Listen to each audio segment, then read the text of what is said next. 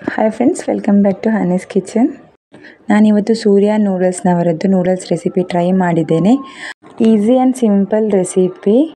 ನಾನಿಲ್ಲಿ ಜಸ್ಟ್ ಈರುಳ್ಳಿ, tomato, carrot ಅಷ್ಟೇ ತರಕಾರಿ ಹಾಕಿರೋದು. ನಿಮ್ಗೆ ಬೇರೆ ತರಕಾರಿ ಕೂಡ ಆ್ಯಡ್ ಮಾಡ್ಬೋದು. ಒಂದು ಈರುಳ್ಳಿ, ಹಾಗೆ ಒಂದು ಟೊಮೆಟೊ, ಹಾಗೆ ಒಂದು ಕ್ಯಾರೆಟನ್ನು ಈ ಥರ ಕಟ್ ಮಾಡಿದ್ದೇನೆ. ನಾನಿಲ್ಲಿ ಸೂರ್ಯ ನೂಡಲ್ಸ್ನವ್ರದ್ದು ಯೂಸ್ ಮಾಡಿದ್ದೇನೆ. ಒಂದು ಪಾತ್ರೆಗೆ ನೀರು ಹಾಕಿ ಅದಕ್ಕೆ ಈ ನೂಡಲ್ಸನ್ನು ಹಾಕಬೇಕು. ಆಮೇಲೆ ಒಂದು 3/4 ಸ್ಪೂನಷ್ಟು ಉಪ್ಪು ಹಾಕಬೇಕು. ಆಮೇಲೆ 1 ಸ್ಪೂನಷ್ಟು ಎಣ್ಣೆ ಹಾಕಬೇಕು.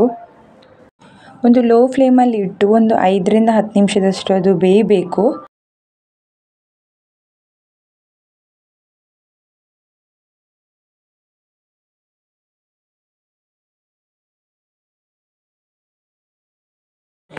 ನೋಡಿ, ಈಗ ಆಲ್ಮೋಸ್ಟ್ ಬೆಂದಿದೆ ನೋಡಿ.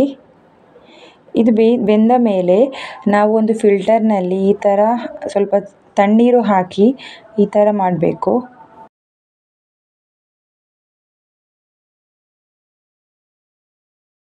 ನೂಡಲ್ಸ್ ಬೆಂದಿದ ಅಂತ ಜಸ್ಟ್ ಕೈಯಲ್ಲಿ ಪ್ರೆಸ್ ಮಾಡಿದರೆ ಆಯಿತು. ನೋಡಿ, ಈಗ ಬೆಂದಿದೆ. ಮಸಾಲೆಗೆ ಬಾಣಲೆಗೆ ಸ್ವಲ್ಪ ಎಣ್ಣೆ ಹಾಕಿ ಅದಕ್ಕೆ ನಾನೊಂದು ಈರುಳ್ಳಿ ಹಾಕಿದ್ದೇನೆ. ಅದನ್ನು ಫ್ರೈ ಮಾಡಬೇಕು.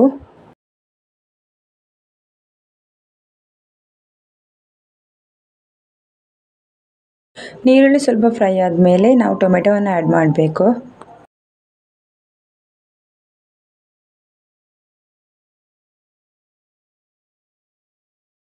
ಹಾಗೆ ಕ್ಯಾರೆಟನ್ನು ಆ್ಯಡ್ ಮಾಡಬೇಕು. ನಿಮಗೆ ಬೇರೆ ವೆಜಿಟೇಬಲ್ ಬೇಕಿದ್ದರೆ ಅದನ್ನು ಕೂಡ ಹಾಕ್ಬೋದು.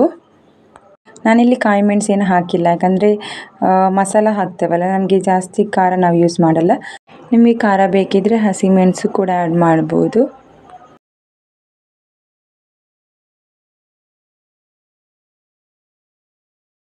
ನಾನಿಲ್ಲಿ ಸೂರ್ಯ ನೂಡಲ್ಸ್ನವರದ್ದೇ ಮಸಾಲ ಪೌಡರ್ ಹಾಕಿದ್ದೇನೆ.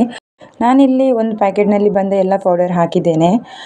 ಮಸಾಲ ನಾನು ಲಾಸ್ಟ್ ವೀಡಿಯೋದಲ್ಲಿ ಪಾಸ್ತಾ ಮಾಡಿದ್ದೆ, ಅದರಲ್ಲಿ ನಾನು ಅರ್ಧ ಪೋರ್ಷನ್ನಷ್ಟು ಮಾತ್ರ ಹಾಕಿದ್ದು. ಬಟ್ ಇದರಲ್ಲಿ ಅಷ್ಟು ಖಾರ ಇಲ್ಲ, ಹಾಗಾಗಿ ನಾನು ಅದೆಲ್ಲ ಹಾಕಿದ್ದೇನೆ. ಆಮೇಲೆ ನಾನು ಟೊಮೆಟೊ ಸಾಸ್ ಹಾಕಿದ್ದೇನೆ.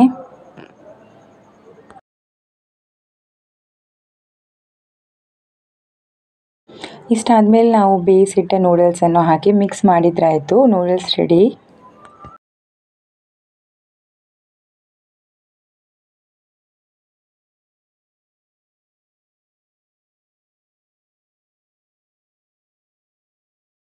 ಈ ಥರ ಚೆನ್ನಾಗಿ ಫುಲ್ ಮಿಕ್ಸ್ ಮಾಡಬೇಕು. ಕೊನೆಗೆ ನಾವು ಕೊತ್ತಂಬರಿ ಸೊಪ್ಪಿನಲ್ಲಿ ಗಾರ್ನಿಷ್ ಮಾಡಬೇಕು. ನಿಮಗೆ ಬೇಕಿದ್ದರೆ ಮೆಣಸಿನ ಹುಡಿ ಕೂಡ ಆ್ಯಡ್ ಮಾಡ್ಬೋದು. ನಾನು ಆ್ಯಡ್ ಮಾಡಿಲ್ಲ. ನೋಡಿ, ನೂಡಲ್ಸ್ ರೆಡಿ ಆಗಿದೆ. ರೆಸಿಪಿ ಇಷ್ಟ ಆದರೆ ಪ್ಲೀಸ್ ಲೈಕ್ ಮಾಡಿ, ಶೇರ್ ಮಾಡಿ. Thank you.